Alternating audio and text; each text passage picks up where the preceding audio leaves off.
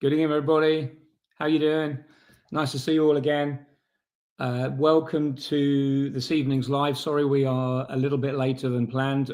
We both realized that we were not communicating well, as it often happens. We're all busy people. So tonight's guest is a very special person in terms of his speciality. I wanted to get him on because I have lots of questions myself about VSH. And I'm sure you all do too. If you want to post your questions, if we don't see them as we are chatting, please be patient. We'll get to them in the end. And also, we're going to have a presentation by this guy. So let me introduce this person. This is none other than the Rockstar Beekeeper Cory Stevens, who is now Mr. VSH.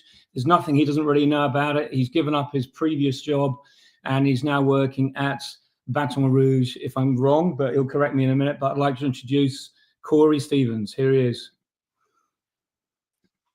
Hi, Cory. Welcome. Welcome. Yes, glad to be here.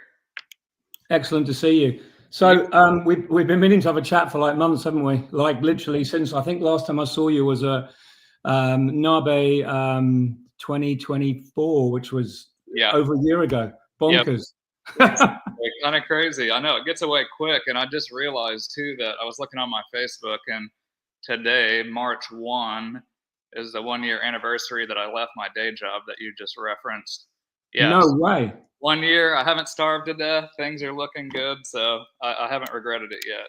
I bet you're going to say to me now that you don't even know what you managed to do while you had your job at the same time. Well, that is true. Exactly. I don't know how I pulled it off. You know, like whenever I had the day job, which I was selling virgin queens, that's probably a separate conversation altogether. But I was shipping about 2,000 a year with my day job, and then I went back to school during part of that and finished my master's in entomology. So it was completely insane for a while. I kind of burnt myself out. Really, it was nice to, you know, have a seasonal job again, to where I say seasonal. I travel a lot if I'm not keeping bees, but it's a little bit different pace, you know. It is, yeah, certainly. And it's funny you say about burning yourself out. When I was doing my other job before I became a professional beekeeper, you really get to the point where and we had this discussion with Ollie. I did a live with my friend Ollie from Ollie's Farm, and he was exactly the same as me and the same as you. You get to that point where you're like, man, I just can't do this anymore. Something's got to give. I would rather do neither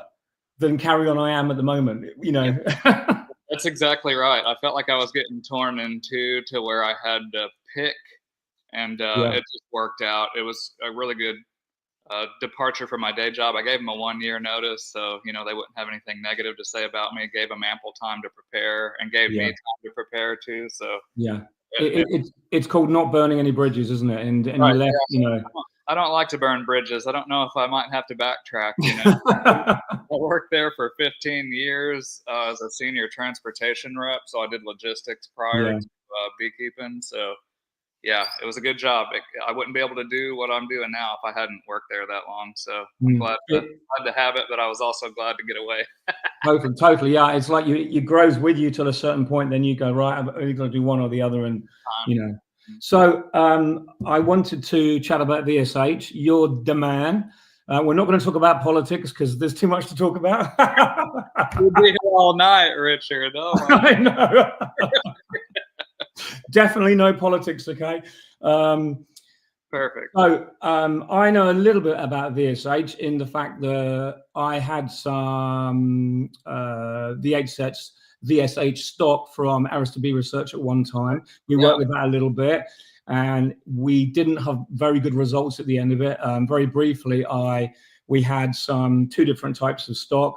One was from, I think, a 100% Varroa resistant queen, and then the other was from a 75%. We grafted those. It's when Alicia was giving me a hand here. We grafted those, and then we were going to let them open mate. And the results were very, very poor. We had good results in the mating, but just the bees that were left were atrocious. So my point is, what I want to do is go through kind of different scenarios that people are doing, and I would like to kind of educate myself, and I hope others, as to where we are with VHS. I also want to ask the question of, for instance, when should people think of starting bringing VHS into their apiary?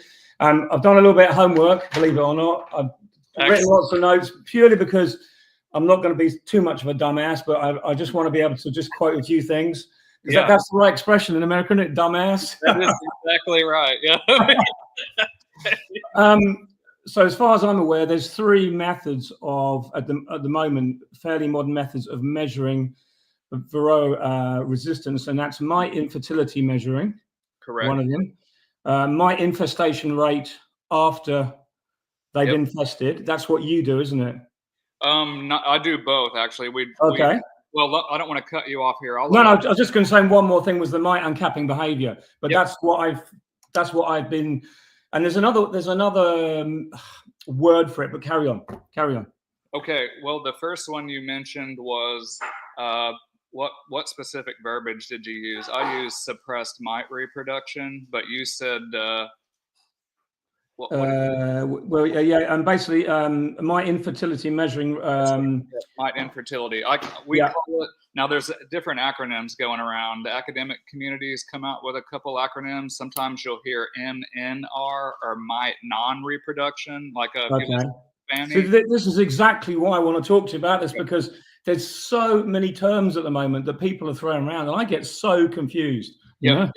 And the thing is, too, is like I get frustrated with it at times just because I don't think the beekeepers have caught up yet to what we're currently doing. And now we're adding more acronyms. Now, if there's a reason to add it or if it's a specific thing, I understand addressing that. So MNR or mite non-reproduction, if you listen to Fanny Monday, she'll use the term MNR a lot. Here's the way I look at it. So I use like a simplified Harbo assay, which is quantifying the bee's ability to suppress mite reproduction. So it doesn't mean they won't get mites. It just means if you look in the brood, they should not be reproducing, or if they are, it's your VSH score tears down to where they're not doing anything. It's just a mite factory, which is most bees. So MNR, the way I look at it, so John Harbo says approximately 16% of mites across the world are infertile and they won't have babies. Just like dogs, cattle, people, any kind of organism, there's a certain percentage of them, for whatever reason, physiologically or whatever, they just can't reproduce. So anything over that 16%, the bees are doing it. So if that makes sense. So whenever I hear MNR, and this is debatable, again, this is just my opinion here, Richard, I definitely don't know it all. But I look at mite non-reproduction as the 16% naturally non-reproductive. Anything over that 16%, we can quantify it. That is suppressed mite reproduction. I like that term better because it's the OG, it's the original. That's how they knew. They originally termed it suppressed mite reproduction and later had changed it to VSH because they knew it was more of a hygienic function. But again, we can pick that apart because there's evidence now that there is a hygienic function, but there could also be a brood function. So like if you take the workers out of the equation and they're not opening, uncapping, like you mentioned, they're not doing that. They're not opening them up and pulling them out, but somehow the mite reproduction is way over 16%. Some people call that a brood effect. So it's not hygiene, it's separate. And the best way I thought, and this is theory here, so it's not experience per se, but here's the way I look at it kind of from an entomology perspective. If you look at a mosquito, do you have those little turds in? We do, but rarely. We get the tigers. Sometimes they're pretty nasty around here. Yeah. Well, it's the females that are biting you. The males won't. So the female has to have a blood meal to get certain proteins to where she can lay eggs. Do you have ticks over there? We do, yeah. Oh God, we have them here too. You have bigger and better ticks than us. Sorry. I wasn't going to go political, but carry on. We're terrible here, man. Well, the same thing though. She has to have a blood meal to ovulate. And so the Varroa are the same way. I think that there's a type of protein. I don't think it's vitellogenin. If I butchered that term, forgive me. There's new research, I think, that came out. Randy Oliver mentioned it in a panel discussion we had at NABE this last round. And he said it was like ecdysone is what they thought it was. So it's like chemical warfare. These bees are denying that Varroa mite what they need specifically to be able to lay eggs in a timely manner. Wow. Isn't that awesome, dude? I know, yeah. That's but Too cool. that's like such high level now of understanding, isn't it? It's insane. And so there is some evidence to back that up. Again, this was theory before I started hearing evidence. I just kind of putting pieces together of other species of arachnids and mites and insects. Anyway, so what I like about the Harbo assay, that's what I use. And if anyone's listening, if you want to check it out, one of the original scientists at the USDA Bee Lab, U.S. Department of Ag, John Harbo, and there were several others working on it, Jose Villa, Jeff Harris, several of them. Oh gosh, I started to squirrel there in my thoughts. Anyhow, John released a simplified assay. So can you fool it? Is it 100% accurate? No, you can fool it. Like the problem with that is you need a mite load to really be able to quantify it, and beekeepers don't like mite loads. So this is already a problem, but this is where breeding and management start to have different end goals, and so different paths to get there. But anyway, John Harbo, I was a member of his breeding group whenever he started that, and he released that info after his retirement and just said, here, please, someone use it, because the industry didn't adopt it. But the thing is, too, is we saw something similar in the States. I can't speak to the Arista stock. I've not tried it. I don't know where it was, how the breeding program went. But originally, right out of the USDA Bee Lab, too, like, these are Varroa resistant. Well, it doesn't mean they're productive per se, but we can have that, but you have to breed for it. Yeah. So like version 1.0 wasn't exactly where we needed it to be. So some people were reluctant to adopt it, but I've seen VSH that are top tier, productive, nice bees. And so I know it's achievable, but it's not easy, otherwise everybody would have it already. It's quite difficult to breed for. But so back to the Harbo assay, it quantifies the bee's ability to suppress mite reproduction. So that could be brood effect, or that could be hygienic removal, or it could be both. Okay. It doesn't differentiate. So that's what I like about it, because I would like to catch both of them if we can. Yeah. And would you say one overlaps the other a little bit, for sure? Oh, yeah, absolutely. It's just hard to tell, because unless you saw them removing it, you don't know if that was the brood that stopped the reproduction, because we're inspecting brood that's about to emerge. So So you're looking at, I've seen you have brood uncapping parties. Most people like get the beers out and have a barbecue. You have a brood uncapping party. Well, I have the beers and barbecue. Okay. Otherwise, they wouldn't show up. Yeah, you got to have some fun, Richard, or no one will show up. So are you just uncapping drones, or are you uncapping all? The Harbo assay is specifically worker brood. Okay. But however, I don't know exactly why, other than it's standardized. It's easier to select that way. But some people have brought up possibly a drone brood assay, but there's no standardization to it yet. No, I'm just arrogant and ignorant using that, because everyone thinks, drones, they're going to always have more Varroa because they're in there for longer. But absolutely, that's just my reading into it. But I do remember you actually, was it 200 workers on each one? That's a lot of uncapping. A minimum sample is 100, but sometimes most bees that you're going to be testing, you're not going to get to 100. If you find like 5 reproductives, you can just stop. You're wasting your time. They're not suppressing mite reproduction. You already know. And so it's on a scale of 1 to 4. 0, nothing, 1. There's maybe a little bit there, and then it tiers up. So the 75% that you talked about from Arista, that would be like a level. That would be like a 3 on a Harbo scale. Yeah. They suppress 100% of reproduction. That would be a 4. Yeah. The interesting thing was, just mentioning that briefly again, is at the end of the kind of mini trial we did have a couple of colonies that were better at, we would say, that didn't have many mites in the count at the end of the season, but they did nothing. They were just literally bees that were aggressive and horrible. And I don't want to say anymore. I really don't want to bring anyone or pretend to say anything I shouldn't, because I'm basically not in a position to say anything anyway. I'm just reflecting on what I'm seeing as a beekeeper who's just trying to work out what the hell is going on most of the time. Exactly. So for me, it was a real kind of shot in the dark, and I'm glad I did it, but I wish I hadn't, if you know what I mean, because it took a lot of time and we didn't gain anything from it apart from the experience. But experience is always wisdom. Oh, so, yeah, absolutely. And the thing is, too, is you've got an objective comparison now. So if you try another VSH line, some of them are going to be completely different than that.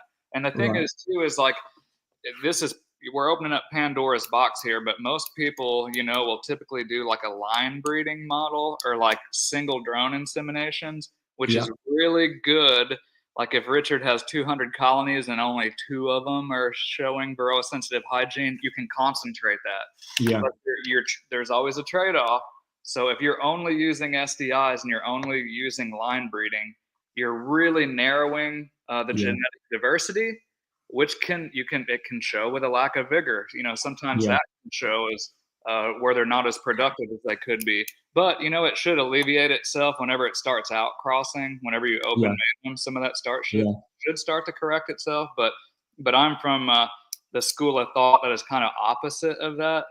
This is like, how should we go about it? Both systems have value, but I learned from Sue Kobe, and they try to preserve genetic diversity, like with the Page Laidlaw model, and they're using, instead of just one drone, they're using loads of drones. They're still selecting, but it's a different approach. Honestly, both have value, and I think you probably should do a blend of both with a program. Otherwise, you might get a little bit too narrow. Again, I don't know. I don't know exactly where the bees came from or what they were doing, or, there's a lot of things, as you know, in beekeeping that can go wrong. Even with our best intentions, breeding, of course, is no different. It's quite difficult. So don't write it off, Richard. Don't write it off. Exactly. I just, I really wanted you to just kind of, it's about time someone gave it some vigor again. And I want people to have confidence that it's still going ahead and we're still, because I don't hear anything about VSH at all, really, apart from you. And when I look some of your, I do follow you and Troy, and obviously you're going to be breeding some VSH queens for nukes, for Cayman, for example. I've picked up on that. So things are happening, but you just don't really hear much about VSH at the moment. And there's a lot been done, and it's really nice to get some feedback and refreshing news that it is so.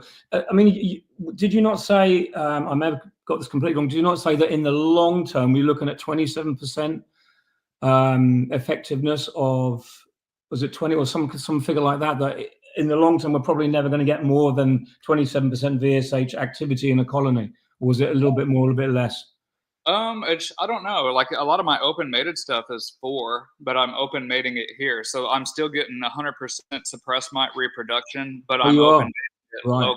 Yeah, and I mean, it could be that the figures have changed way because you've been doing it so much more since I discussed that. And excuse me for getting that wrong, but I'm with you now. But and nothing's like 100%. Like if you're using SDIs, you can really single drone insemination. Sorry, if you're using SDIs, you can really narrow and fix a trait set like that. But if you gain one thing, you're going to lose something else too. So I kind of went about it a little bit slower way, and I still have culls, Richard. Like there's some, like after they've open mated, the genes don't pair up right or whatever, they'll have some measurable level of it. And like I still don't see brood diseases or deformed wing virus. They'll uncap some, but they're still letting too many Varroa reproduce. So if you're keeping track of your mite loads and stuff, that'll be one you'd probably want to treat.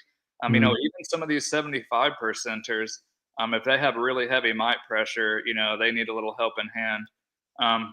But the thing is too, is like that you can really start to show it in your population is if you're using instrumental insemination, which Arista and some of them are, if you get both parental lines that carry that, and then you open mate it. So say you're making production queens. We're not promising breeding stock here. We're just making production queens. This is what I'm doing with Cayman. So they're from top tested breeders of mine, but Chris is grafting out of those, and he's open mating them with his bees. Just good commercial stock, not selected per se. So if you look at it that way, the queen is 100%. The workers or the brood nest 50-50. The drones, 100%.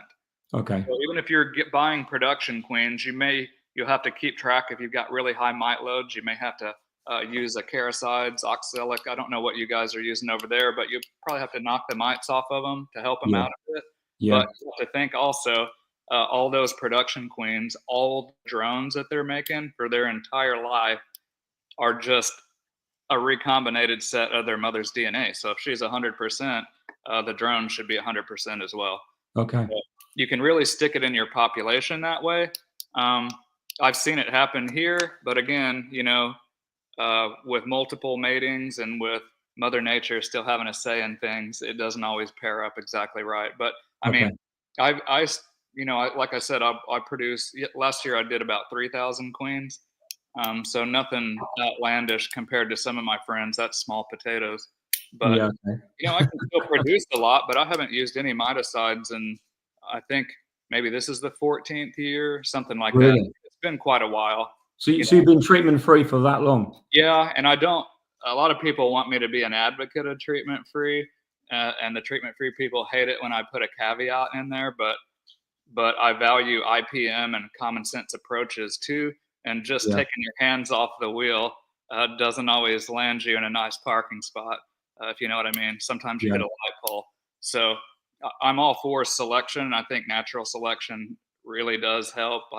Some of the stuff I don't even have to test it because Mother Nature just pulls it out of the gene pool quite rapidly. Really? If they don't have resistance. So yeah. I don't advocate people should take that route, but I know that the USDA Bee Lab that came out with the first pretty decent lines of VSH, they weren't treating either because you can't tell. That's why I don't treat. I can't tell what the bees are doing with the mites. If amitraz or oxalic acid or formic acid are cleaning them up, I can't tell what the bees are doing. So no, absolutely. Yeah. I imagine you always need that action of the mites. That pressure. Yeah.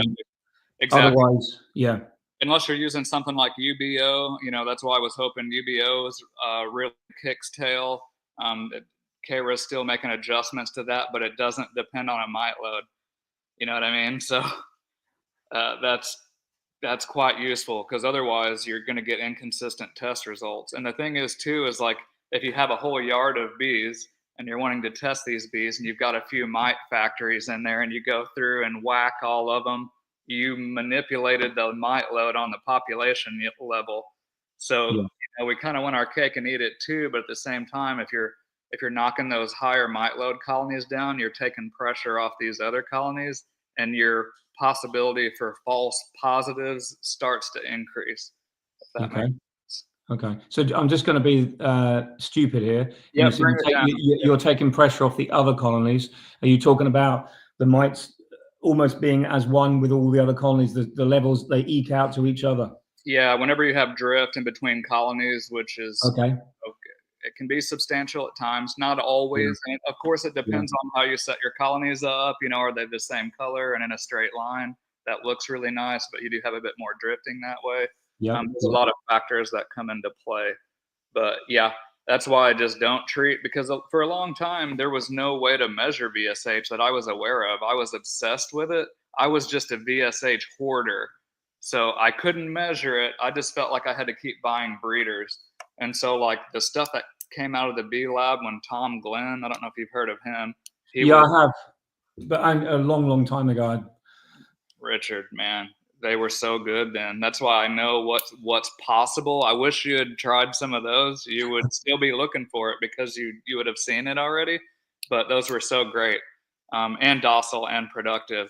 But I didn't know how to measure it. So all I would do is if I saw a colony that didn't look good, had issues, wasn't building, I would just requeen it. And there were some that, and then just see what happens. It would be smart to clean them up, but I wanted to see if I just switched that genetics out, could they make it? Some of them bit the dust.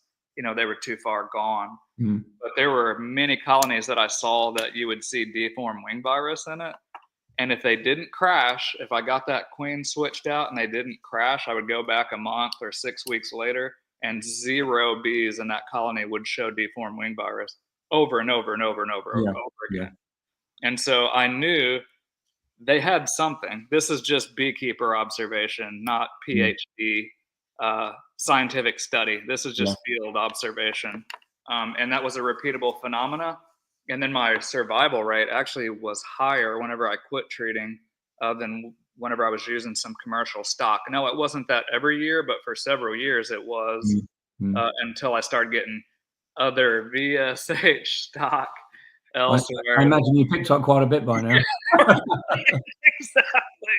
Yeah, I mean, there's stuff that's sold as VSH that just gets torched by mites, and it's not.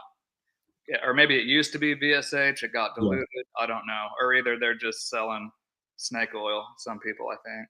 Yeah. There's a lot of that going around. Yeah. So can people like, I know you're supplying some queens, but can people literally buy? So you're an amateur and you've got, say, 20 hives. Can people buy VSH queens fairly readily? More so probably in America at the moment, but and then can they expect to see results when they put those colonies? And what if they swarm? What if they requeen? What are the chances of those with the local stock around of that genetic? How long would you have to keep working at it to set up a VSH apiary? Yep, the more the merrier. Like if you bought queens the previous year and then you get another round the next year, to layer that over where you kind of fix it in your population, you really need to be testing, like with a Harbo assay. If you're going to raise your own queens, pick your favorite colonies because it's kind of a pain in the butt to test. It takes a little time. I have to bribe friends to come over with beer and barbecue to test. Only test your best. You don't want something that's not productive. I mean, if it's just a little one deep colony that never makes honey, that's great if they're mite resistant, but they're not useful as far as you and I are concerned. They would be useful for a scientific study, but we're in to have productive bees, pollinate, make honey, and not starve to death, Richard. Preferably. Yeah, totally. Yeah. So I would just keep testing. If you keep testing, you can keep your trait levels high. Most people aren't going to want to test because it's annoying. But if you can support people that are and buy queens from them, that's really a good place to start. Like I mentioned, if they had mother and father both carried that, even if they mate with just trash drones, the drones that queen produces, because they have no father, only a grandfather, are going to carry that trait set. Yeah. That's what we're doing with Chris Werner. These drones are unselected this round. So I know the drones that those queens produce will carry it, but we're just selling them for more of a production queen price, and we're not making promises. But I'll know exactly how they test. Yeah, it's fascinating the way it works in terms of grandfather, all this kind of stuff. I need to refresh I'm going to get someone on to teach me about bee genetics again. I need to pick up a few more books because you kind of, for someone like me, you kind of get to grips with it a little bit, and then you come away from it, and then you're like, where were we with that? Oh yeah, okay. It's like exactly. Well, okay, say for instance, if you have a VSH queen, mother and father both work. Those drones are not a clone of their mother, so they have it's a recombinated set of her DNA. So there's a little variation in it, but there's no father genetics. It's just a recombinated set of their mother. So they're slightly different. It's not a clone, but they're remarkably similar. So that's quite powerful. If you get a bunch of queen cells from tested breeders or virgin queens or open mated queens, you can really start to see that in your population. And I say see it. Your mite load should be lower, Richard, if you have truly VSH stock, but that doesn't mean that they won't get mites. The first indicator that you'll see is the uncapping that you mentioned. So maybe some people have an assay or a way to measure uncapping. I'm just looking through colonies and I notice it, and I just make a note, that I'm seeing uncapping or drone removal. I see a lot of my colonies that aggressively uncap and remove drones that are infested too. So pretty cool stuff to see. I'm sure also, just to mention that when you look for this regularly and you get into it, like I'm obviously not as much as you do, but even like half as much as you do get an eye for it, don't you? It's just like brood inspection, or you see a little crack somewhere that's open, you're like, what is that? We all are learning to read the frames. Right. That's what it is. And you have to, it's one thing reading the frames for normal bee activity and bee diversity and all the rest of it, you know, nice frames, pollen, blah, blah, blah. And then when you get more experience, you start, oh, I should have checked that. And you go back, and it's really interesting how, I imagine for you, you're not even looking at those first things now because you just see them without realizing, but you're now looking at the next level. Yeah, and whenever you see uncapping, man, most people see it, they think something's wrong. I mean, the first time I saw it, I was a total dumbass too. Like, I got this queen, I replaced it.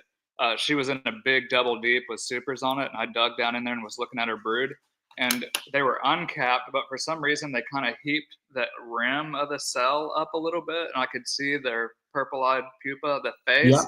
Yeah. And so I'm like, oh, it's a drone layer, because I saw the, which if I had paid attention, I would see that it was a worker pupa. It wasn't. Okay. Yeah. Pupa, but I just was like, oh, I was more inexperienced at the time. I pinched her and threw her out in the grass. And then I was surfing the internet later, looking at USDA stuff. And there was something from Harbo via Harris. And it said the first visual indicator that you're going to see of VSH is uncapping. And then it had a picture of it, exactly what I saw. I'm like, oh no! And so that was a painful lesson, because she was a beautiful queen, doing exactly what she was supposed to do, but I didn't know any better. And most people that see, they call it bald brood or uncapping. You post a picture of that on the internet, oh my gosh, Richard, you're going to get told it's chalk brood. And don't forget wax moth damage. Wax moth. They can. I mean, if there is a tunneling wax moth under there, sometimes it will cause them to uncap. But I've argued with people on the internet that, like, end of February or first part of March, looking at brood frames, there's no wax moth reproduction going on then. And they'll argue with me till the cows come home. I was like, dude, we do assays. If you pull those pupae out, if it is wax moth, you know how they leave that little trail of silk, like where they, it's not there. Like, and if it's a wax moth, I know it's a wax moth. It's not, man. And so there's a lot of confusion with uncapping behavior. It freaks people out whenever they see it. They're not used to seeing it. So I haven't got the picture now, and I wish I'd had time to look it up before. But about 4 years ago, we had quite a hot summer, end of going into the dearth, and I cage a lot of my queens for brood breaks. That's how I do it. And then I use oxalic acid, so I'm not really bringing anything special in my bees, but it cleans up the mites well. But we had one colony with 4 complete frames uncapped. Wow. 1, 2, 3, 4, like both sides. And to this day, I don't know what it is. And I've got the pictures. And as you described, they're slightly raised, the cells, and the pink eyes were there. But if I send that to you, you will be able to tell me straight away. And I think it was worker brood, but I never even thought about it. But I came back after I'd vaped, and it was all cap brood because I'd released the queen, and it was all fine. So it could have been a super duper queen that I should have just pounced on when I had the chance. And it could have all started from there. Definitely. And I want to throw the caveat in too, Richard, like some bees that start, there's 2 ends of the spectrum. Like if they're high VSH, they'll start uncapping whenever their mites infestation is really low. There's some bees that'll start uncapping when they're totally getting their butts kicked, like by Varroa. They're getting overrun. So if you start seeing uncapping, the first thing I would do is check your mite load. If it's ungodly high, you definitely need to vape them or clean them up. You know, I probably wouldn't breed from that, but if the mite levels aren't really high and they're uncapping, you know, you may investigate a bit further. You may have something that does carry VSH. And I had a slide on this little presentation that I've got here that shows what uncapping looks like, and you can tell that the brood frame's really, the pattern's really good, but they're uncapped, which freaks people out. I want to go back to there was 3 things that you mentioned. Suppressing mite reproduction or mite non-reproduction. We touched on that. We touched on the brood effect. Mite load sampling. So that would be almost like let him get on with it and test what is there. That's the easiest way to start filtering some of this stuff. But keep in mind, I think some colonies have like a low robbing threshold, and they don't bring the little devils home for whatever reason. That's the only thing I can figure that logically makes sense, is just that they're not drifting as much, or they're not robbing other colonies. Because some colonies, I don't think they're resistant, but they just get lucky or for whatever reason have a low threshold. So you have to watch out for false positives and also false negatives. Like we did Wow. Harbo assays it was September 1st this last year. We did Harbo assays and then we did washes back to back in the Okay. same colonies. Our highest wash that was still a 4. So they're 100% suppressed mite reproduction. Guess what the highest wash was, you think? Yeah. It was Okay. 18 mites and 300 bees. Most people would throw that out of a breeding program because the load was high.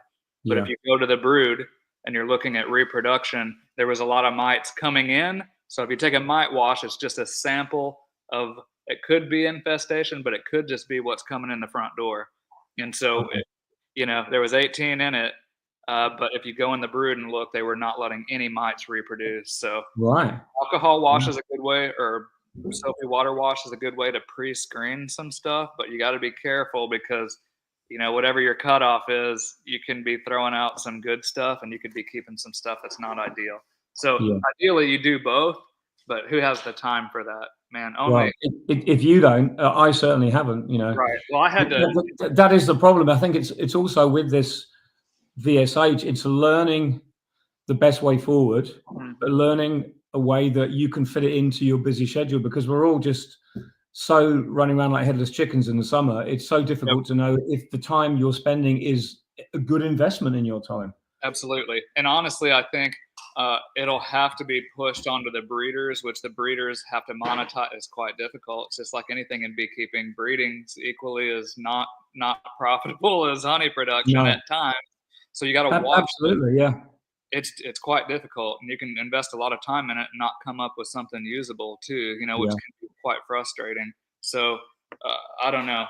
I think the demand needs to be put on the breeders, and the breeders need to figure out how to get a premium for doing the hard work. And then if you get a whole bunch of open mated queens that carry these genes, then you can just wash and select from the best. Know that they've been selected already, yeah, and just yeah, pick your favorites and graft out of those. If it yeah, starts to get weak in a year or two, maybe buy some more queens, but yeah. there's got to be a happy median. And I think if most of the breeders, if the demand is high enough to where the breeders are really having to select for it, and the commercial queens that are being sold carry these genes, man, you start to To tip that balance. yeah. And where that tipping point is, I don't know, but it's going to have to be won through commercial queen sources. Really, that's where you Yeah, gotta. That's where those yeah. genetics have to come out of, because that's where most of the queens that are being used are being purchased, in volume. So regarding all the traits we want to keep in our bees when we're selecting, do you find there's anything that really sticks out that rears its ugly head, like a diminishing longevity, or because you're quite particular about your queen ring, and I bring that in because obviously we all know that the best race queens are queens that are flooded with raw jelly, and like the day, all the, I say the Michael Palmer stuff, and you would say other people. Do you see anything that has come into your operation that makes you worried because you're looking so hard, or is the way that you're doing it really actually allowing those best traits to come through?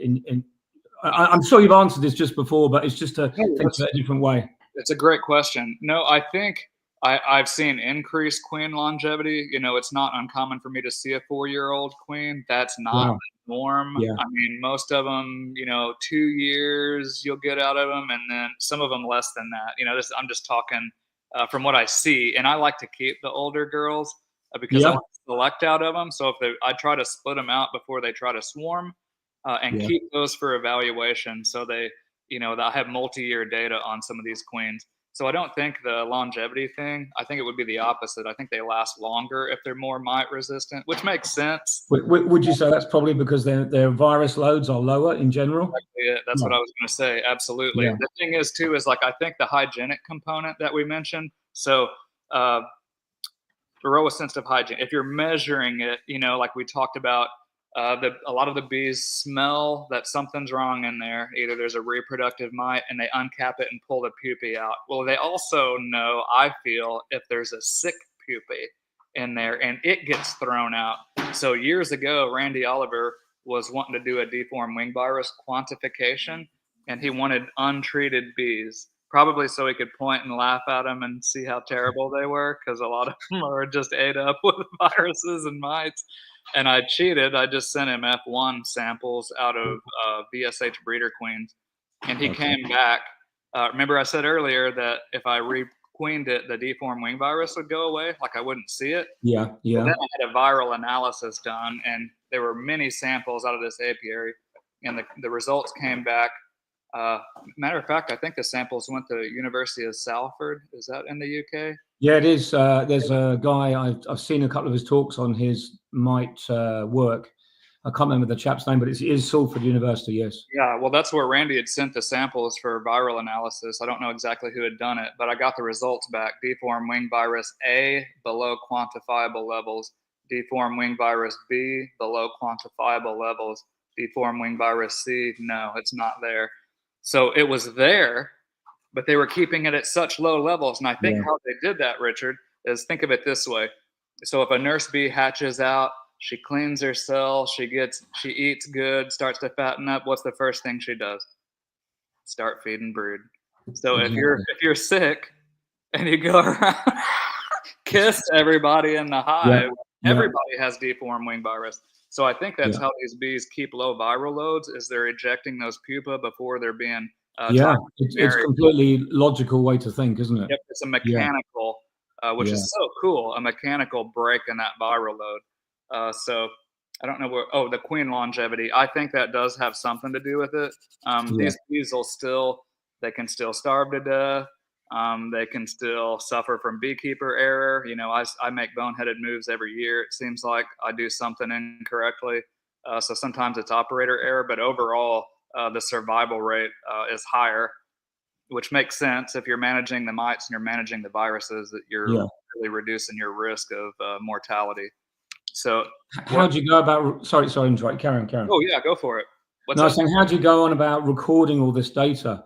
Do you have like an iPad or something, or do you have Yeah, we started using Google Sheets, but really most of it's done just old-fashioned way on paper, and then we'll translate it and put it into Google Sheets. Lately, we've just been, I think we still had a paper copy, but Jamie was keeping data. So basically, whenever we're pulling brood frames, I like to get the ones that you see brood emerging on, because most of them, they address the pupa. They're throwing their butts outside, like when they're white to purple. Yeah. Sometimes they're still pulling them when they start to get a little bit of pigment. So I really like to get them, where they're pigmented and they're about to come out. That's the ones that I like to check. So if you pull brood frames and they're coming out, that's the ones you want. Well, I have numbered tree tags. They're like little numbered aluminum discs. Or do you say aluminium there, or do you say aluminum? We say aluminium. Aluminum. I was talking to a guy from New Zealand, and he's like, "Yeah, aluminium." I go, "What is that?" Yeah, we some kind of new element that's been discovered. Yeah, right. We figured out that America is just stubborn, and they still like. But how it might be that you're right. It might be that you say the right way. I don't want to say that, but anyhow, I use those numbered tree tags. So as soon as you pull that frame out, you want to put the number on the frame. That way, you know who. Yeah. Brilliant. And then they're nice and tiny. Well, those really discreet, those tags, aren't they? And that's absolutely the perfect way. About an inch, and I put them on the bottom board because the boxes flip and move everywhere, but the bottom board's kind of a foundation, I look at it as, so I put the number there. So we take them, brush the bees off, and we take them to the lab, and then we test them. And you don't have to have crazy equipment. You don't have to have crazy extensive records. You want to know what queen number, who it came from, and then you want to look at number of reproductive mites, number of non-reproductive mites. You're going to tally that. Sometimes they'll add another. Some of my friends will add another, just to confuse people, another column, but to me, it's either non-reproductive or reproductive. And basically, the non-reproductive, there's just a female mite in there. There's no young. And if you find a reproductive, there's the female mite, and then you'll see the little duda nymphs that aren't rusty orange yet. They're kind of like white colored almost, and you'll see the little males and you'll see females in there. That's a reproductive. So you just tally that. And then if you look at Harbo's score guide, it'll tell you there's two columns. it'll tell you how to quantify that and score them. And again, it's a simplified assay. It just gives you a 1 to 4 score. Okay. And you can Okay. kind of that scores for the queen, according to John Harbaugh, and her drones score what the queen does. Because, like I said, they're just a recombinated set of her DNA. Yeah. I'll stop you right there because that's about as far as I can. When you say due to nymph, I can just about remember the names of the offspring, and I'm like, okay, we're all right. We're okay with that. I can go with that. Yeah. But it's so much to remember. It's just. It is. It's a lot to take in, but I have to say, thanks to the Bee Lab, thanks to the U.S. taxpayers for funding that stuff, thanks to John and everybody that figured this stuff out, because I know I wouldn't have figured it out.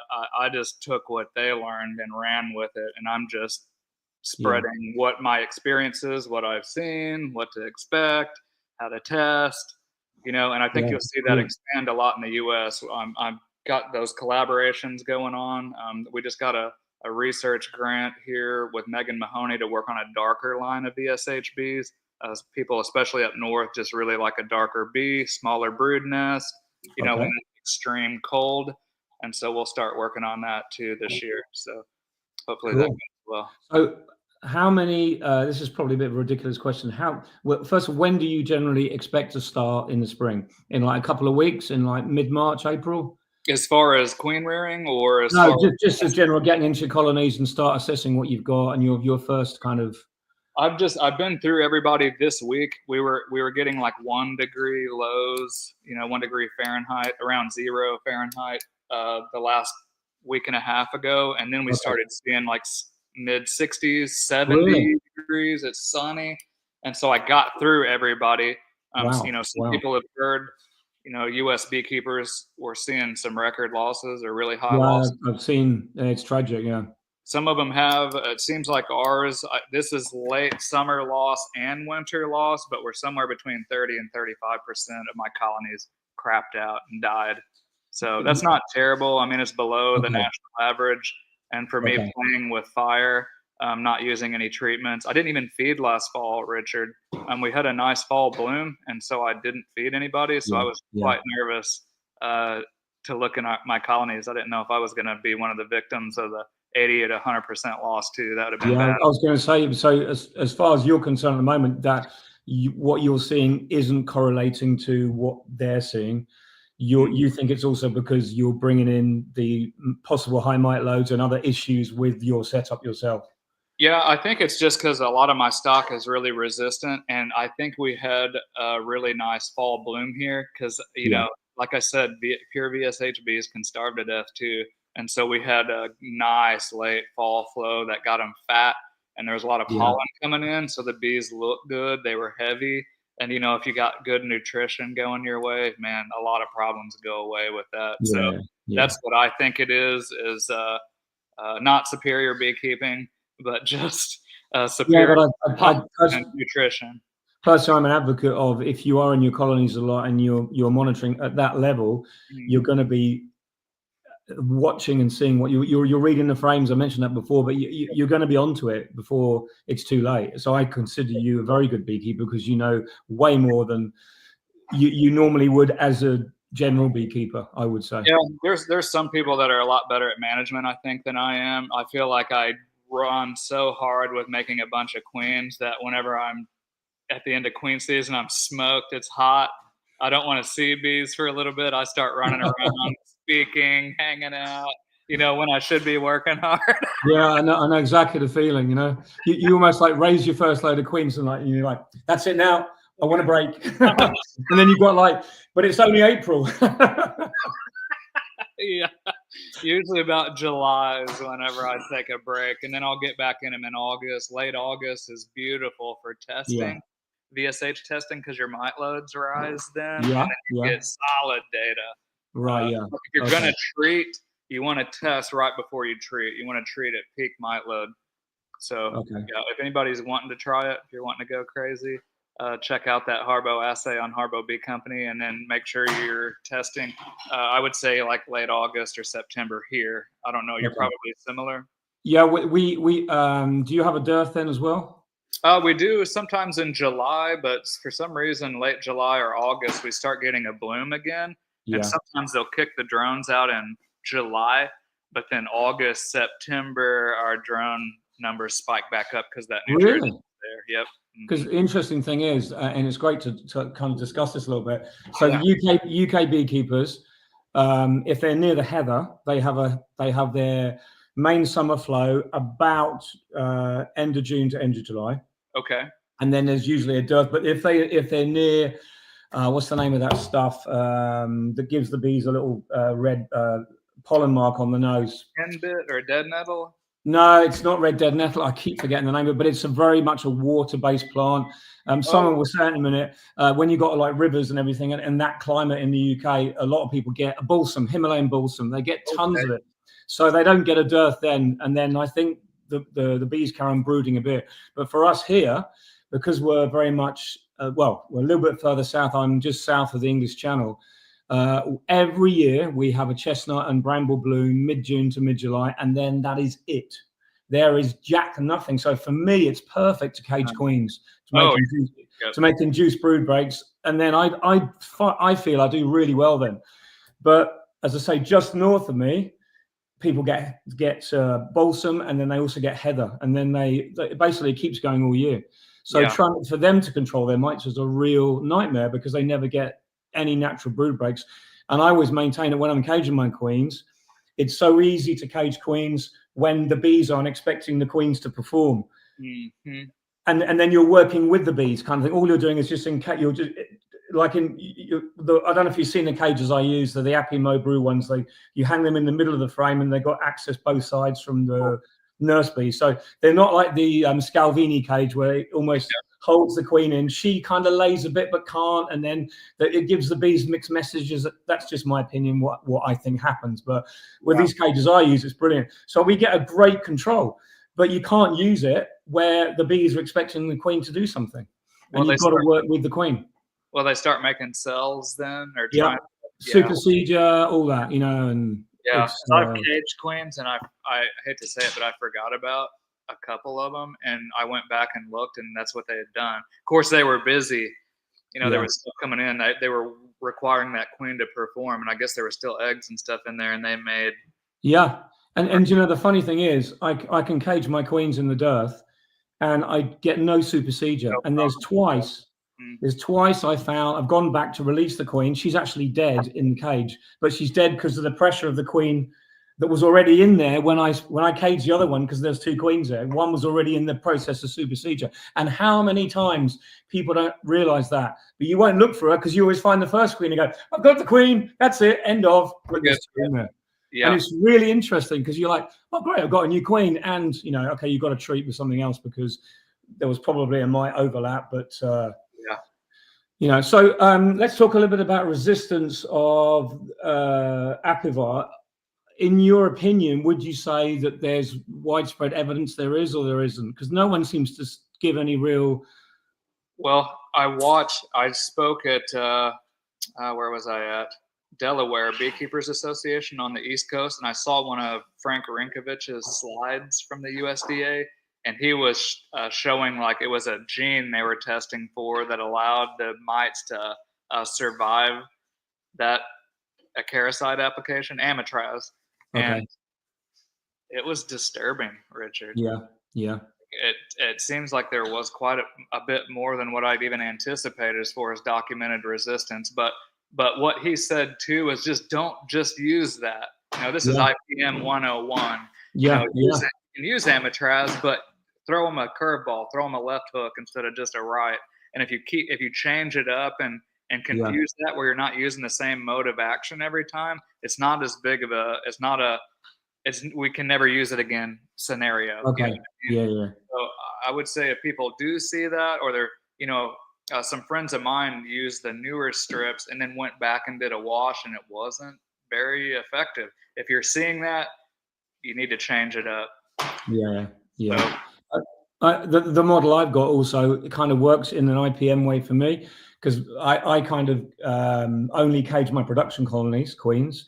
My nukes I make at the same time, who obviously have got quite a bit of mites because I've transferred the brood over. They get one amitraz strip, but it's economical because you only need one strip for the nuke. So that's easy money. That is, you can afford that. Yep. But that works because I think that the bees that have come from the hive and into their nuke are probably less resistant to, or the mites, sorry, that have come are less resistant to amatraz because they haven't had it for a couple of years. They've been caged. Yep, So that's it. I think it gives them a break as well. So when you do use it, for me, it works well. And that's why I'm so lucky to have, as much as I moan about the dearth, because we get Asian hornets then as well. So, and you've heard about that. So we haven't got small hive beetle yet. I'm waiting for that. You know, that'll be the next thing, the next sort. But with the current formula we got, we can kind of manage it just about because of the dearth. If I didn't have the dearth, I really don't think we'd be keeping bees, because it's just, to me, that little clawback, you know, that it's that claw hammer that gets under the nail that yanks it out and just gets rid of most of the issues, you know. And you know, I don't know if you've heard this, but I wanted to ask you. So my theory is, as well, on brood breaks, is that as well as making all the mites become phoretic, it means that the bees clean all the comb, and there's no overlap in brood diseases. And then when the queen lays again, when you release her, it's phenomenal. And it's like beautiful, beautiful brood, you know? Exactly. Yeah, that makes perfect sense. Really logical. And that's the thing too, is that those brood breaks, like you said, I mean, they're not reproducing if the brood's not there to parasitize. So it just gives a reprieve for a little bit, like you said with the claw hammer, just a little bit of a reprieve. And then if it's a dearth after that, if your queens aren't laying real hard, that's a really good time to clean them up. Otherwise, it would just be mite factory until. Well, and also at that time, as you know, that we have a dearth at the very end of the year, like you. We have a Hedra helix ivy. We have that comes along in most years, but it's not a guarantee. But often there's farmers field crops they sow, like Phacelia, to often mop up nitrate. So if we get that and it rains, it's absolutely mental. It's brilliant. So you've got clean bees, and then they get this massive feed. You know, it's like woohoo! You know, it's like thank you. You know, it's like, but it doesn't always happen. But the bees will raise a bit. You know, they will reinfect. They will raise more varroa. Sure. Yeah, it's inevitable going into the winter. But if your numbers are right down low, you know, that's it, isn't it? It's just getting those numbers down. And I want to talk about general numbers. If your numbers are low in the winter, it's so much. You've got to have low numbers in the winter, otherwise you just won't make it through the year, will you? Is that the general thought? Yep, that's the general thought, because it's twofold, and we talked about VSH being twofold about lowering viral loads. Well, a lot of times you clean that mite load up, but your bees are still reinfecting each other with the viruses that they got from the mites that you already cleaned up. So it's such a rough scenario, but it is what it is. But getting those numbers down and breaking that parasitism cycle and the passing of viruses is absolutely vital, for sure. You know, it's not hard to correlate high mite loads with mortality. It's, you know, they kind of follow each other pretty closely. We got a hello from Ian. Hi, Ian. I was giving him grief earlier today on. He loves grief. He's all right. He's up for it. He's a good laugh. That's good fun. No, the other thing I was going to ask you. So you move colonies. Just imagine this scenario. Say I take my colonies to buckwheat, and there's other colonies around that are maybe treated or not. I take my bees there. So in terms of amateur people, are you going to get more viruses in your colonies by moving bees? I don't think so, but it depends on, you know, what you're moving them to. If there's an area where there's a lot of beekeepers and there is a lot of varroa or viral pressure, it definitely could. But just the act of moving them, I don't think. You don't think so? Unless you moved them, you know, if you moved them from a high pressure area to a low populated pressure, it'd probably have the opposite effect. You know, it just depends on your environment, really. The act of moving them, less so than what you're moving them to, pressure-wise. Okay. And regarding deformed wing virus, is that still the prominent virus that you will see if your loads rise? Yeah, but there's a lot more. You know, we see Israeli acute paralysis virus. There's like a Kashmir virus. There's a whole slew of them that they've found. But I still think that deformed wing virus is not good. You know, they had one. What did they call it? Was it Varroa? I don't even want to say. I thought there was a variant of deformed wing virus that they had renamed that was kind of virulent. Again, I'm not a virologist here. I'm relying on memory, which is dangerous for me, Richard. But well, I've already demonstrated that to you this evening, and I completely. Well, yeah, I can't even calculate time zones in the States, much less. So what hope have I got? Yeah. So don't rely on me. It's the blind leading the blind here. Now, okay, all right. VSH, I can talk competently on that. Yeah. You are also really into raising queens a certain way. So when I do my cell building, I do the Mike Palmer method because it just works for me. And they do say when you find a method that works for you, stick with it. But you do something a little bit different, don't you, when you make a cell builder? I do. I mean, I've used all types of cell builders, like a University of Minnesota short course is what they used to call it, where it's a queen right cell builder, you know, where the queen's in the bottom box below an excluder, and you switch out the capped brood, put open comb, put capped brood in the bottom, and young larvae up top to pull the nurse bees up. I used to use that. That works well. Then I started going to a queenless cell builder, queenless starter finisher. Like I ditched the starter box. They work. It's just that the method I was using, I felt like I don't know that it gained me a whole lot because my cell builders were really strong. And so I just cut the step to starter finisher, and it worked well.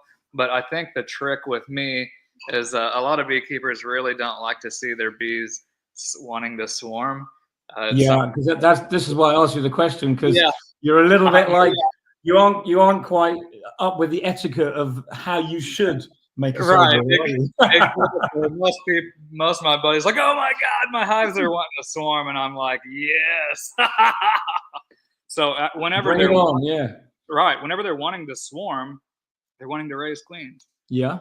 And so I don't have to convince them that they should raise queens. They're already convinced. And so I feel like even if my cell builder is slightly smaller than some of my friends that stock it with brood, and they get good results too. But even if mine's slightly smaller, but mine was triggered to swarm before I utilized them as a cell builder, I'll get a little bit better cells, bigger and more well-fed compared to the alternative. And it's just because they were already triggered to swarm. So basically, you know, there's 3 reasons bees will raise queens. You know, normal reproduction, swarming. That's best, foremost, emergency. So if the queen gets sick, or Richard or Cory rolls the queen and kills it, you know, they're going to raise one to survive. Or supersedure. Supersedure is actually really hard to reproduce.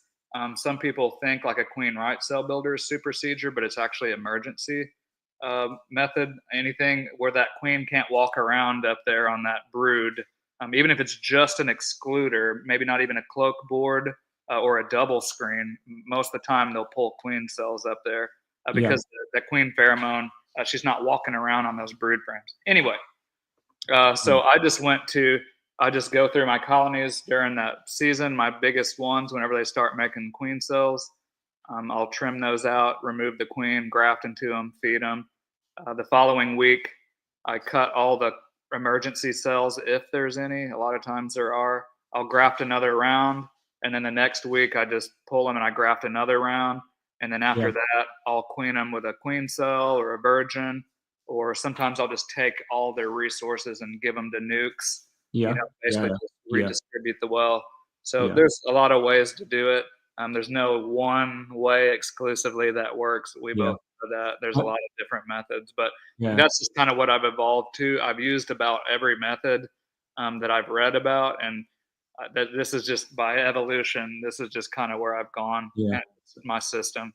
I kind of like the brood factory system where I raise loads and loads of queens over a week, and I tend to heap all my queen rearing in like kind of 2 or 3 batches during the year. And that kind of works well. So you can afford to give loads of resources to 1 or 2 big colonies. And then you can just, the thing is, I always say is people say, oh, I didn't get many grafts and they didn't take very well. And I'm like, well, can you show me a picture of your cell builder? And like, there's like 150 bees in the middle. I'm like, well, you know, there's your answer. I like mine like absolutely, like so many bees, they can't go in the box. So I use the double, you know, I use the 10/10. I had 10 frames above an excluder. Later on, I remove any cells if there's any started. Yep. Then I reduce it down. I take the bottom box away and the queen, and they all come back to the same box. Yeah. So that's what I use as my hopelessly queenless starter. But I love the fact of using finishers where you can, like you said, you bring brood up from the bottom. You put a quick. I've got 5/5 for finishers. You've got to manage them like mad, but they're brood factories. You can use them to make nukes, and that just works for me. And I just find you can then put a whole frame of cells in. And it looks so cool because everyone goes, how do you get 10 and 14 in a row? All so perfect. You get them up, dumbass. Do you know what I mean? I'm not brilliant at it. But I say one thing, when you've got a really strong, hopelessly cell builder that you made hopelessly queenless 6 hours before, they will pull any crappy graft you put in. Because they are just like waiting to pounce on those larvae and flood it with jelly. And your losses go down because of that. So it's an easy investment to calculate, because if you're not the best grafter, but you still can do it, they'll still make those cells work if you've got that builder right. And I can't convince people. They don't believe me. They say, oh, no, because I'm just not going to graft. And so it's not. You need the decent box. I've had larvae out for like 2-3 hours, not in the sun, but, you know, just on the seat or something. I forgot, man, put them in. Perfect. Yeah. I don't know how you feel about that, but I just think that if you get the bees just right, if you really get them on the point of like, we've got nothing else, and they're literally dripping with raw jelly to exude in those cells. Yeah, there's no competition. They're not trying to feed brood either. Then if they're hopelessly queenless, it's all about the queens to get all the resources. Yeah, that's a really good approach. Absolutely. And I mean, there's trade-offs to what I do too. You know, like my cell builders move around. It's just whatever colony is largest and wanting to swarm. It's kind of nice if you stock them with brood, because you can pick one and then just start stocking up with resources. Absolutely. Like 14 or 15 builders at one time. And so, I don't know, it works for me, but there's a lot of different ways to do it. Some people are more efficient than I am too, you know, for my size of operation. For the amount of colonies I have, I feel like I can do quite a few queens, you know, several thousand. But yeah, it works. But yeah, there's a lot of ways to do it. I think not so many people, as in so many people, oh, it's bad, but that people just find a kind of way of raising queens to suit their operation. And I'm sure these big outfits have, I mean, I've seen, you mentioned the guy before who you're working with, and I think Bob Binney gets a lot of his queens from. Oh, Chris Werner, yeah. Yeah, I mean, the stuff they raise is just, when you see that video on Bob Binney's channel of the operation, to me, it's insane. It's like unfathomable how they can raise it. I mean, and every single graft seems to take, I suppose it's because they do it every day, and, you know, but, and whereas me, I just, luckily I do it and it seems to work, and you do what you do, and you're like, you just get that bit extra because you're waiting for them to swarm. But everybody's got their little unique way of doing it, which is so cool. You know what I mean? I love to learn too, and it's cool to see how, because a lot of beekeepers are really inventive and are real thinkers and will problem solve things. And you know, just being around other beekeepers, even new beekeepers, man. I mean, I'm telling you, like, I've learned stuff from new beekeepers.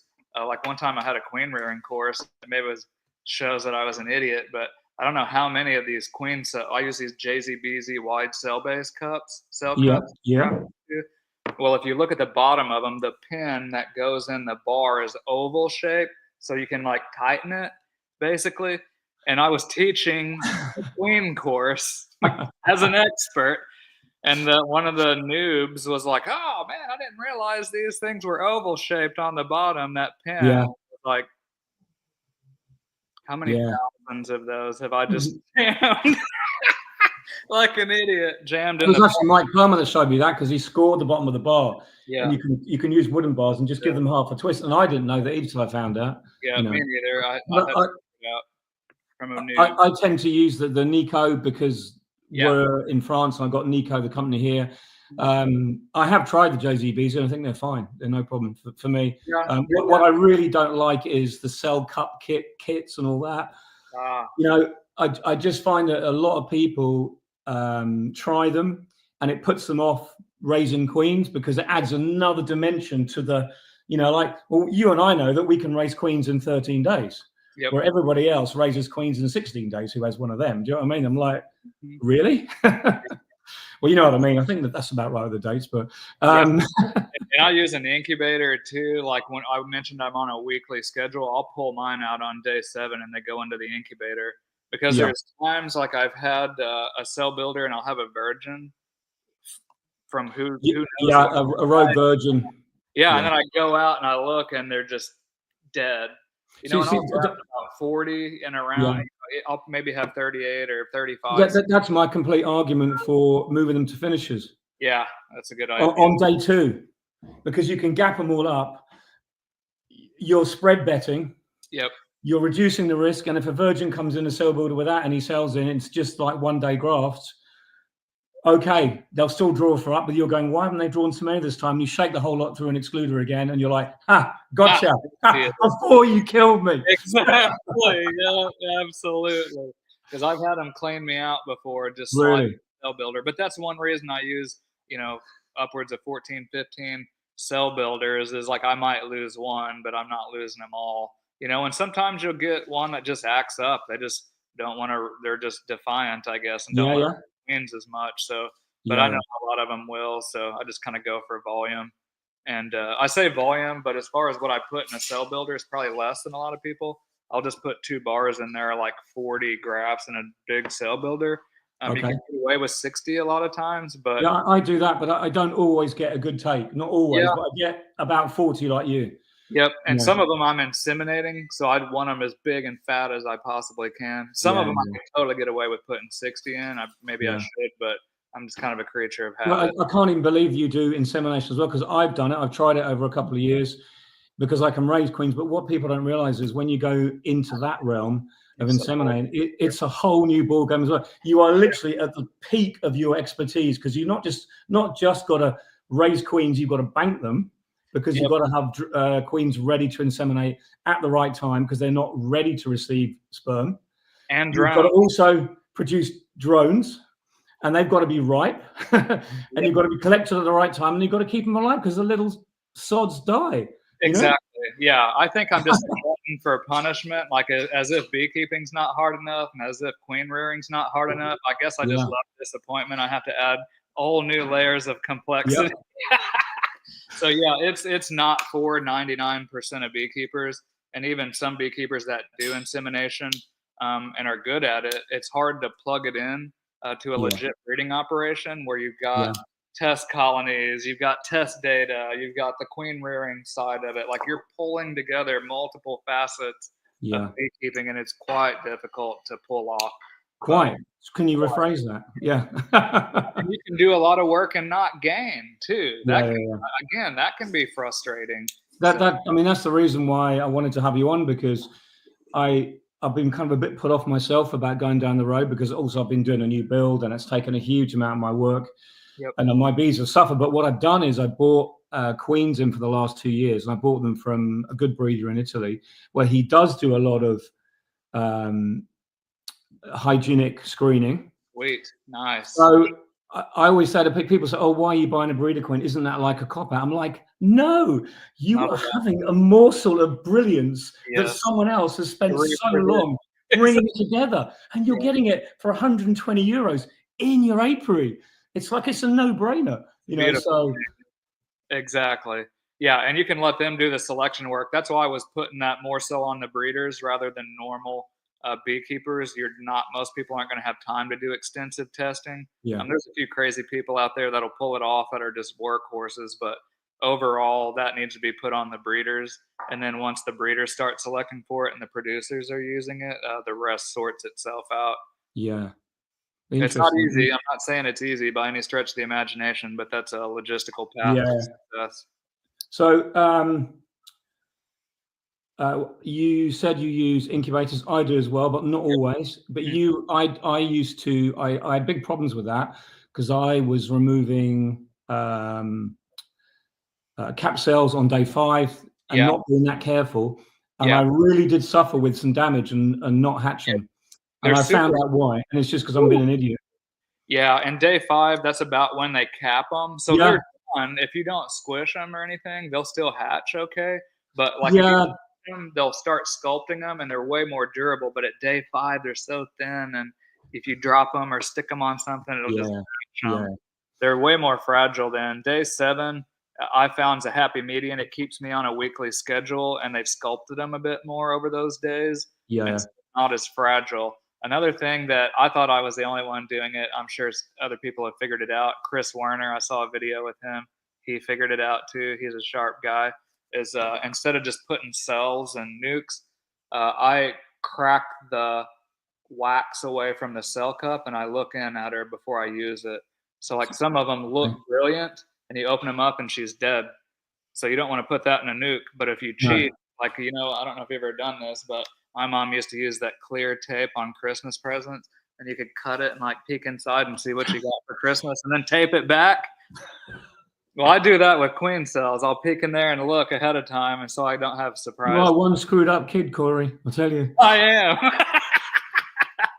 But it has paid off in your long term, you see. Sorry, Mom. She tried, Richard. No, I've done that, but I just don't like doing it. I'm probably, you know, I also use cell protectors because those red ones from. I just find that if there's any bee going to break it down, it won't, and there's a better chance of them hatching. But, oh yeah, definitely. And then you don't squish them, because that's the thing, is you're taking a risk opening them. Yeah, I know. You've squished them or done dumb stuff like that. But if they're thick enough, it's really easy. I wouldn't try to open a 5-day cell because you're just going to squish it probably. But if that wax is thicker, you can separate it from that plastic cell cup. I don't know about the Nico ones. They may be a bit more difficult, but the wide cell-based ones, I mean, they're big, and you get on it, and then you can put that leverage right on that point where the wax touches the plastic. That must be the JZBZ ones, because I know sometimes the Nico, you've got to literally have a craft knife with you, because sometimes the cells, obviously all the cells I make are too big to fit in the cups anyway. Of course. Yeah. Way too big. I've got to I have to use a cup. I have to use a cup, you know, and I've got to cut the sides down, you know. Coffee cup with the bottom out of. No, but seriously though, yeah, it's just another thing, another level you can go to. But we've touched on a load of and I said VHS before, and everyone said that's a video. Yeah, I know. I'm sorry. Okay, but it's a slip of the tongue. But can you tell me a little bit about mite maulers? Mite maulers. I don't have a ton of experience with them, other than I know the concept and I know how they select for it. Well, I'm exactly the same. That's why I'm interested. There was a specific name, wasn't it, from which area where they used to graft? There's a lady used to do a lot of grafting mite maulers. Was it Martha Carpenter? Martha, yeah. Yep. I've heard of those too. I don't think I've had any samples of them. If I have, it was just a queen or two. But I've not done those. Basically, you need to use a screen bottom board with one of those grid boards or a plastic board you put in it.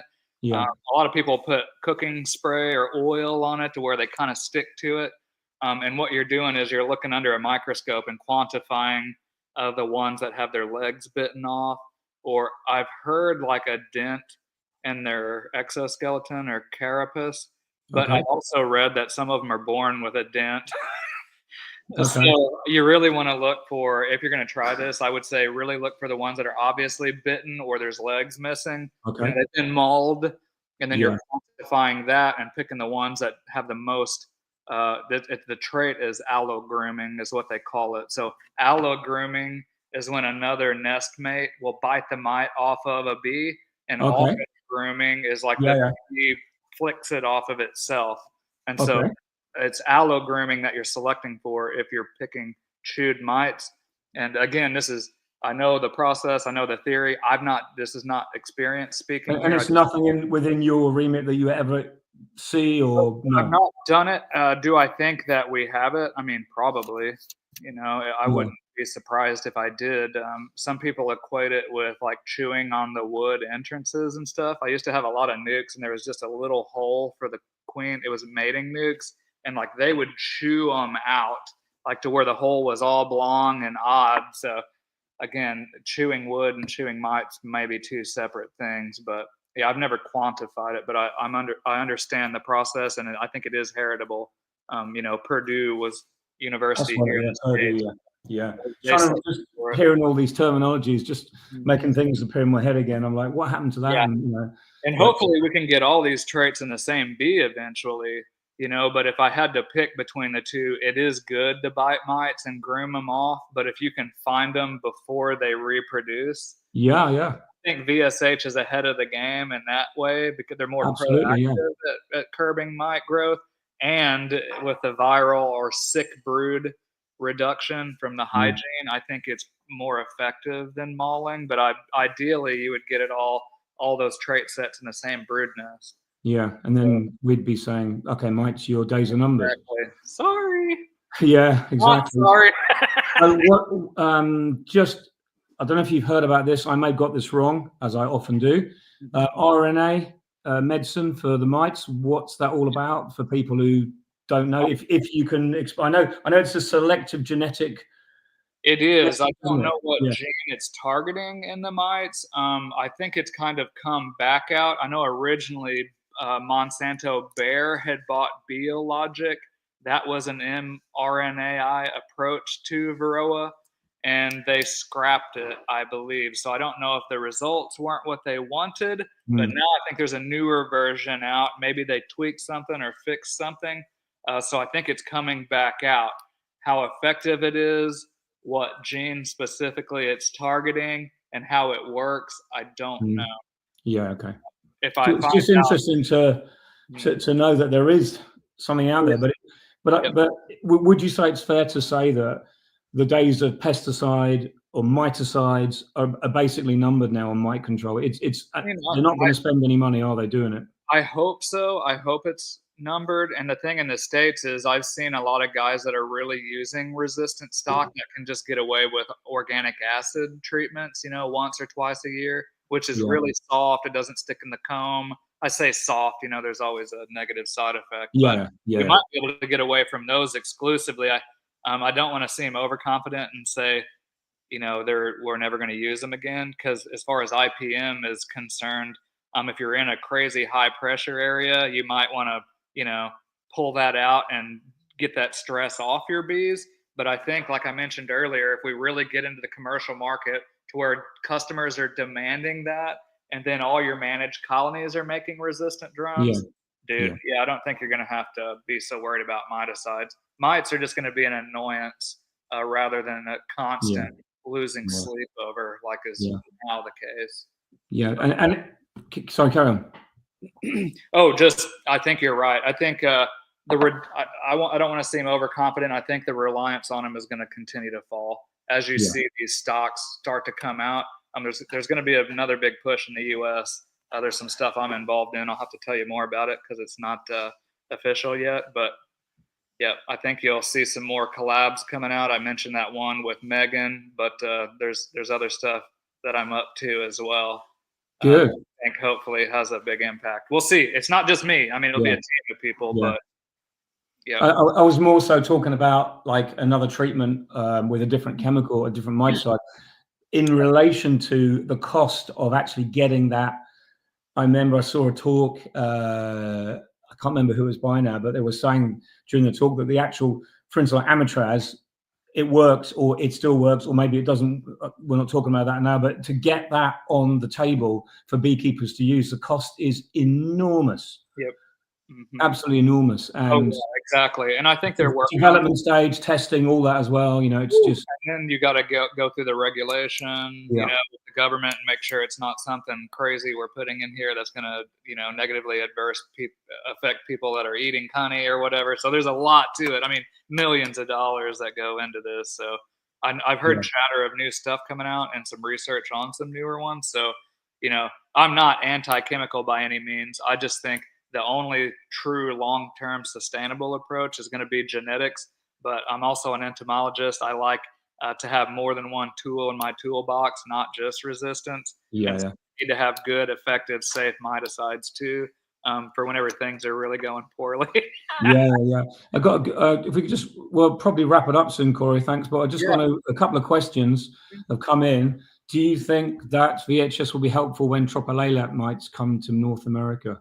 I do, but again, I like to preface if I'm speaking from experience or from theory. Obviously, I don't have these little devils here yet, so I can't speak from experience, but here's the way I look at it. So I think one reason possibly that VSH bees can detect infested pupa, or they're getting fed on, they're getting bitten, and so they release stress pheromones like we're sick, something's wrong.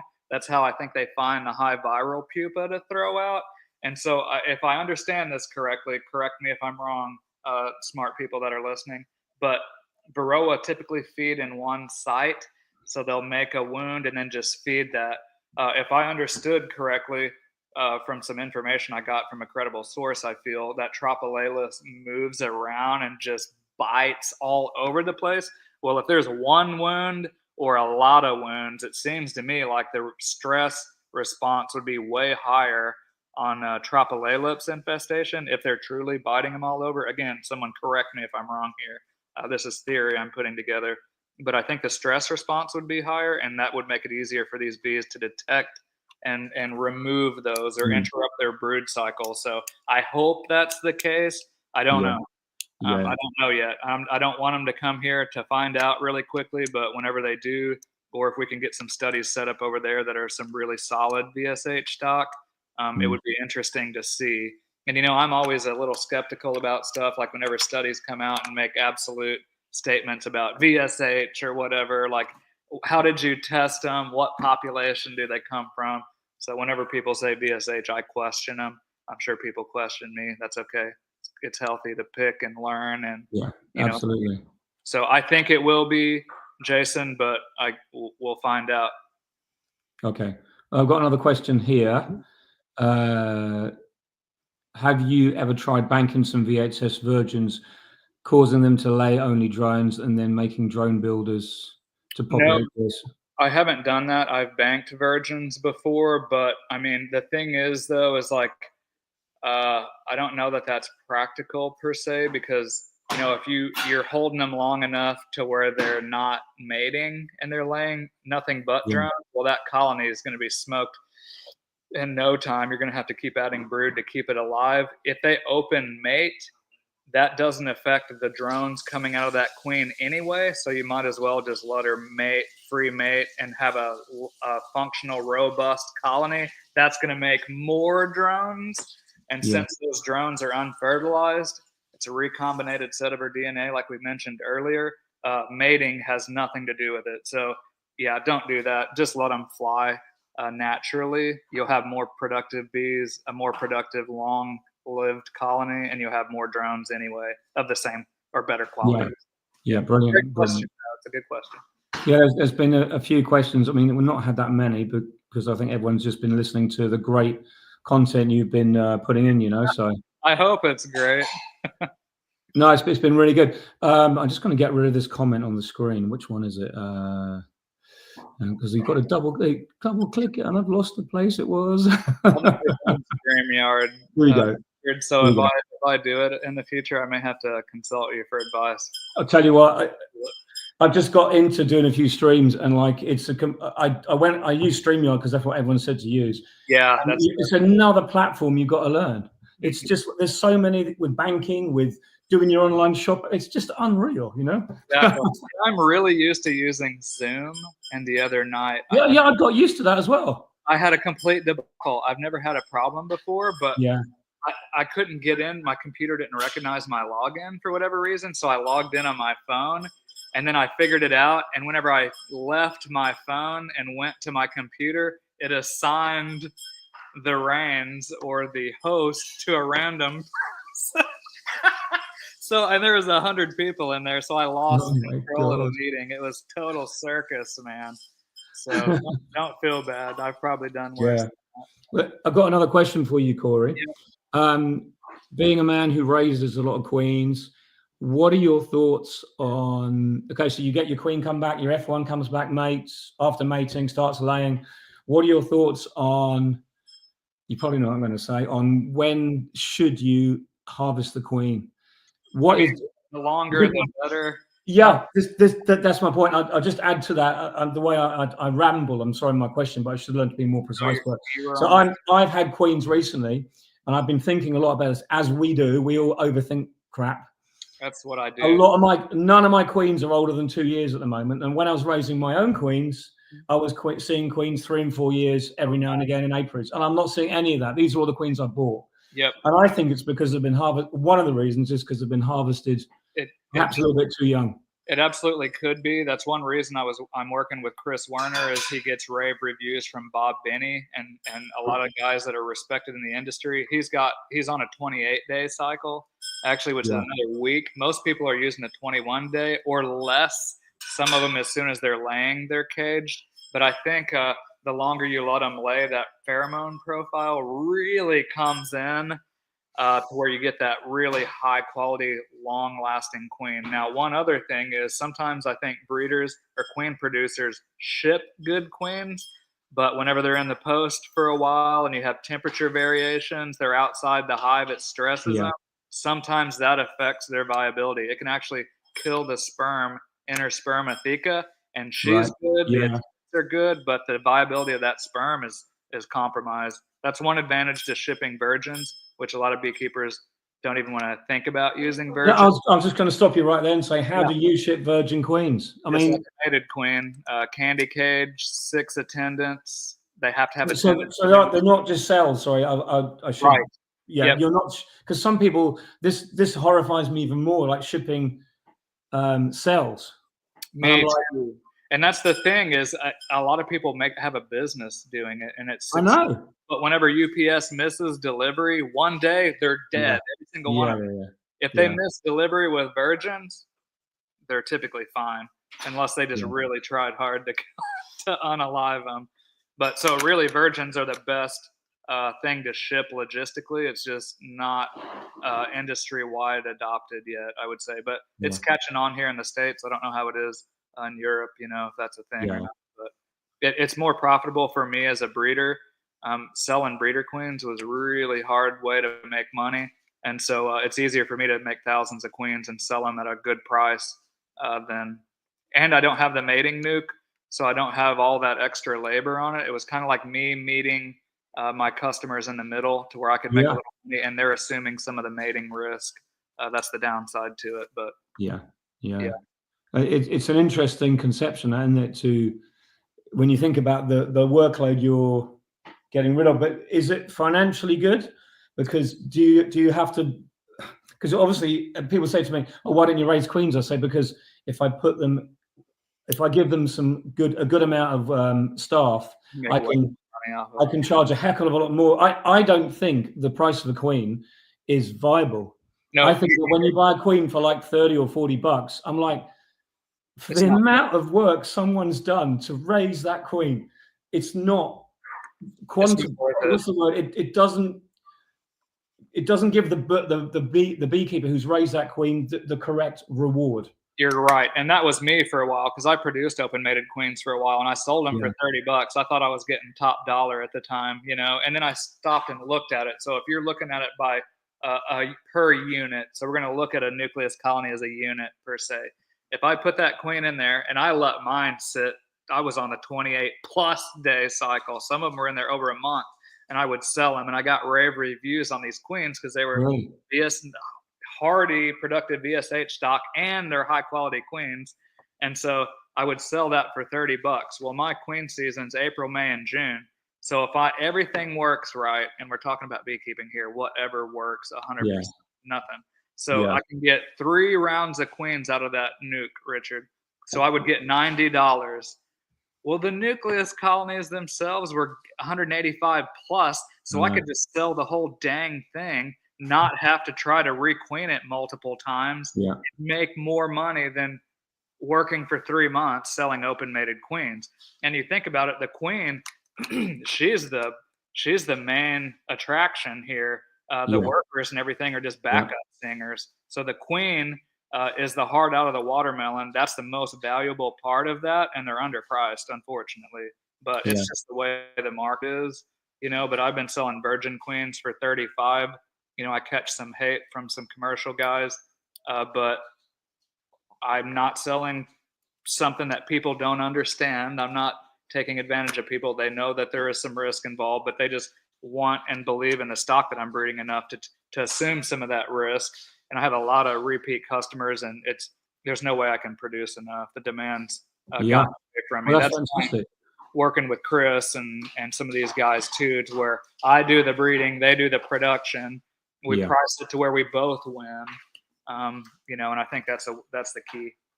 No, I think also you should be very proud of what you've achieved. I mean, you're now, you went, so you're Stevens, the name that the people don't know, everyone knows you, Cory, though, but I don't know. You're the Stevens Bee Company. Mm-hmm. Yep. It's www.stevensbeecompany.com. You got it. Stevens Bee. And you can look him up on that. Yep. I had a quick browse before, as you do when you think, what am I going to ask this guy? Why have I organized this Zoom? It's not even a Zoom. Why have I organized this live?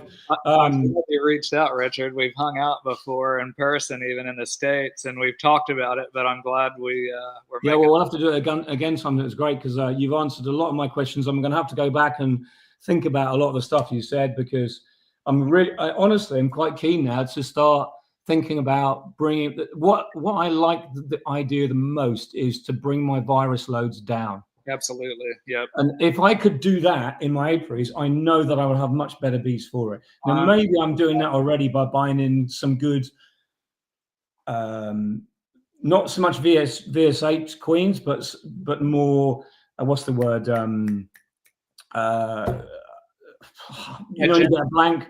Hygienic, probably. Hygienic, that's the word. Yep. They're probably more hygienic because I'm buying in stock. So this year I'll be breeding. I've got a couple of good breeder queens, I think. I'm going to be doing a lot of my own queens this year. So now I'm thinking, right, maybe I can just start to bring that back in a bit and not rely on other people. Yep. So, well, hopefully this will take the States by storm here, and we'll get some really, if I think what's coming down the pipe happens, you're going to see a lot of stuff happening in the States, and not just me, but a lot of other people selecting for it, more of a group effort. And I think once we start ironing out some of this stuff, there's no reason it couldn't be done in another country, even if they needed to. You know, it depends on your import laws, but you can select, but it's really difficult. I started bringing in something that was pre-selected already, and then I've just kind of made my own brand of it, so to speak, and selected it the way I saw fit. So, you know, there's no reason it can't translate to other countries. Australia just got mites. That's unfortunate. I hope some people are going to do the same thing there, because they're going to see a big advantage if you're using resistant stock, truly resistant stock. Not in name only. Yep.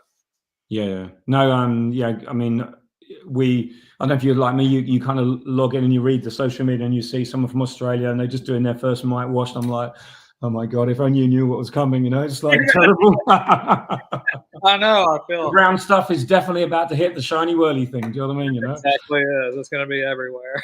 I know, it's terrible. It's terrible. But yeah. Okay, Cory. I think we'll wrap it up there. But I just wanted to say thanks ever so much for coming on.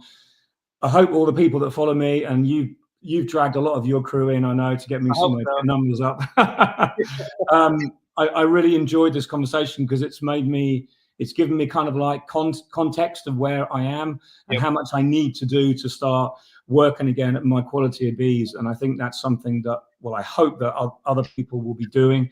And I hope that we can keep this narrative going that we're not you. We don't know anywhere near the information you've got, but as long as we can keep sharing every now and again and just taking off those morsels to hopefully bring something in. Absolutely. Well, that's what it's got to be all right. I think we have a roadmap now. There for a while, we were just feeling around in the dark. Now we know what it is. We can measure it. We can select for it. That's half the battle there, Richard. The rest of it's just logistics. Once we nail the logistics part and we really have some good real world selection, and colonies that are actually out there working and making honey and pollinating. That's important. We want it to be productive, but I think we're going to have a roadmap to success here, to where people don't have to reinvent the wheel. They just take what we know is working, and do the same thing in your area or in your country. So we're close, getting there. Don't lose faith in it. I know. I think we just got to hunker down, as you say. You know what I mean? Yep, exactly. Just get on with it. And there was one quote I heard. I think it was from a Navy SEAL guy going through buds. He was instructing all these guys that were doing very difficult things like beekeeping, maybe more difficult. And he's like, whenever you think you've suffered as much as you can completely tolerate, you're at the end of the rope. We're at least halfway there. I think that sums up, that stereotypes beekeeping quite well. Exactly. Exactly. You know what I mean? We got to be tenacious, or we're going to quit. So. Yeah. I've been to a silent apiary in the spring, and it's the horriblest thing that you can ever experience. It's just every single colony dead for no reason. I've had that once at 2 apiaries, and it's not nice, you know. No.